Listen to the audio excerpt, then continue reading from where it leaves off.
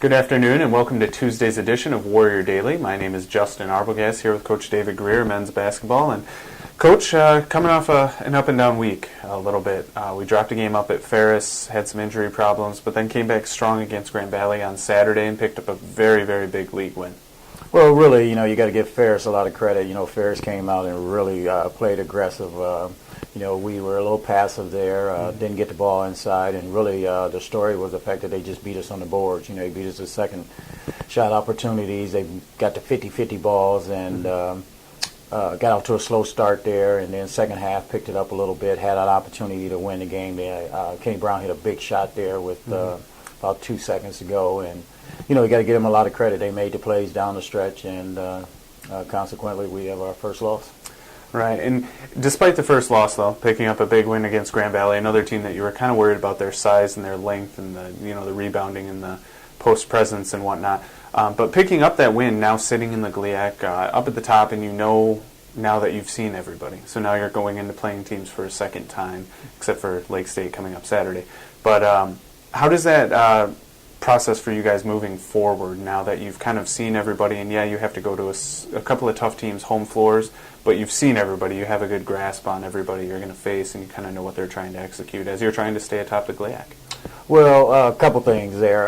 In the Grand Valley game, it was the totally opposite of the Ferris game. We dominated the boards. Ian and Gerald both had double-doubles, and that's the first time this year those guys did. So I think they made it a point to go out and be aggressive rebounding, and I think that was the difference in the game. We got the 50-50 balls and was able to get out to a good start there in the second half with a 15-0 run and turn the tide. And but in reference to the league, still a lot of basketball left. I mean, we have 10 games left, and like you said, we still have to go to Grand Valley, have to go to some really good places. It's just going to be difficult. The main thing, like I said all along, is you got to take care of home and take your chances on the road, and we've been able to do that so far, but got a big home game coming up this week against Lake Superior State, who's playing exceptionally well. Got one of the premier guards in the league in Derek Billings, and he's coming off like a 32-point game. They took Tech to overtime at their place, and so that shows you the caliber of team they have. Right, definitely. Well, it kind of seems like every game is a big one, though. So it's a very tough league. Anybody you face is going to be a very difficult matchup, and you do have a little bit of extra time to prepare for Lake State. It's an interesting week where we only play on Saturday. You have Thursday off now. So talk about, from a coach's viewpoint, what the extra time means for you. What are you guys trying to maybe accomplish, tighten up, fix, maybe get a day of rest and things like that? Well, for us, it's basically trying to get a little bit of rest. Prophet, and Shane, and those guys have played a lot of minutes here in the last couple of weeks, so try to get those guys a little bit of rest. But basically, like you said, it's just shoring up our offense and, tidying up on some defensive adjustments there. And but just like we get a week off, everybody else gets a week off too. It's one of those weeks where you just play one game. So, I'm sure Lake Superior State is going to come in well prepared.